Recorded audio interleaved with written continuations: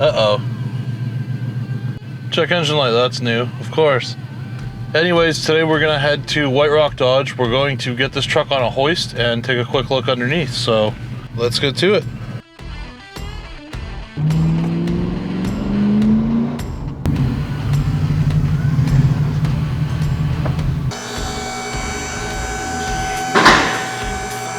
Okay, so here we go. We've got the Dakota up on the hoist. It's actually pretty good under here. So there's some surface rust, but nothing is rotten at all.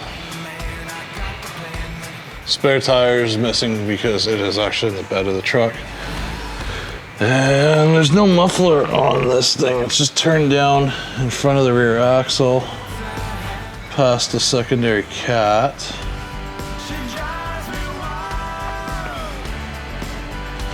Which makes me wonder if these cats are clogged because it's not really that loud considering it's got no muffler on it. And over here, there's a secondary cat. Transmission looks like it's brand new, which the guy did mention when I was buying it. So that's good. Tranny pan's sweating a bit, no big deal. There's driver's side, passenger side exhaust. The code was a P0158, so that could be the passenger side downstream O2 sensor. Then we got to do all the suspension bushings. All those are shot.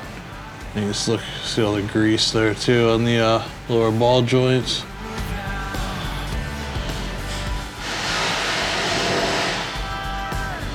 But overall, better than I expected, so I'm happy. It'll be a good starting point. The other definite bonus too about this RT being an 03 is that it's got 4 wheel discs, and the front ones are an updated 2-piston caliper design, whereas previous years you had a 1-piston and a problematic setup. But as you can see there, 4-wheel disc front and rear. That's going to help. We're definitely going to need to put bigger brakes on this thing, but it'll make things easier as a starting point. All right, so now we've had a chance to take a look underneath the truck. It looks as good or better than I expected, so that's good. Nothing to worry about there, no cracks in the frame, anything like that. Suspension bushings are all sacked out, which we expected. Gonna end up changing everything, probably do the upper and lower control arms, all the shocks, all of the bushings.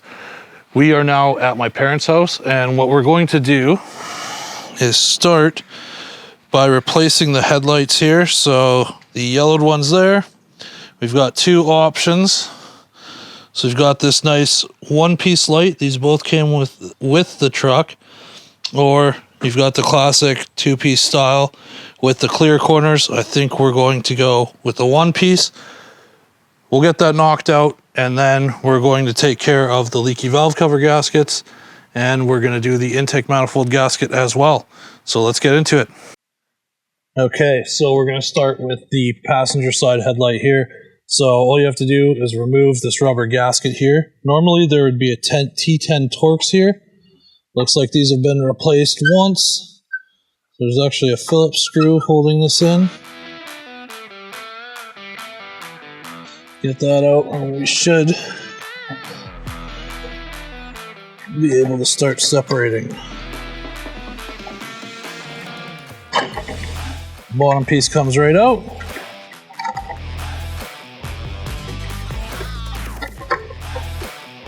Slide everything out of the sockets there.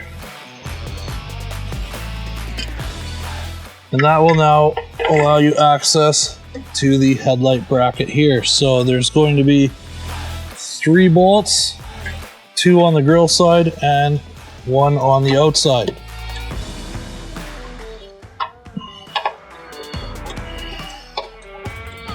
This has definitely been played with because this is a big Phillips head. And those look like 10 mil bolts over there.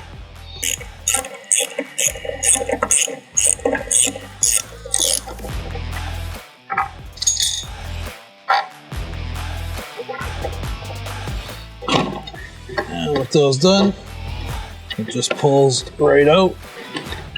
So the retainer clip, and there we go. Okay, so now I'm going to change all the bulbs out in the front before we put the new headlight in. Dad is starting to pull off the intake and stuff like that, so we can take the intake gaskets out, replace them, and do the valve cover gaskets. So we'll get this wrapped up and then move on to the engine. All right, so I got the headlights all finished up. As you guys can see, we didn't use the one-piece ones like I was planning. Honestly, I don't know what they are, but if you see them, don't buy them. They fit like complete garbage. The bulb sockets were super loose, so we went with the two-piece. But I like this. This is like the classic look, like you used to see the RTs rolling around back in the day. So I like it. While I was doing that, Dad got this valve cover loose. Dad, you want to come and pull this thing off and let's see what's underneath. We'll know if the engine's been well maintained or not. We're about to find out.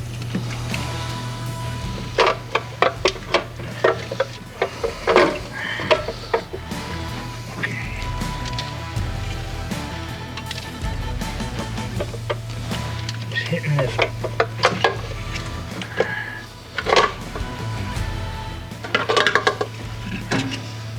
Alright, there we go. It looks pretty clean in there. It's not sludgy.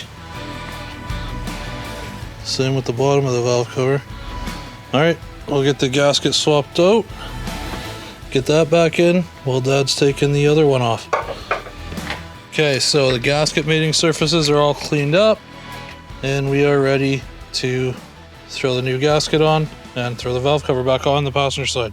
Alright guys, so here we go. Valve cover gaskets are done. Nice new Felpros in there.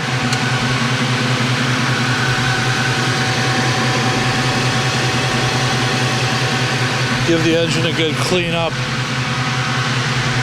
And I don't know if I mentioned this before in the last video, this truck does have headers on it too. I'm not sure the brand, but it does have a set of headers. And that cold air. New headlights are in, looking good. So now the valve cover gaskets are done. Truck's up on ramps. We're just giving it a quick oil change.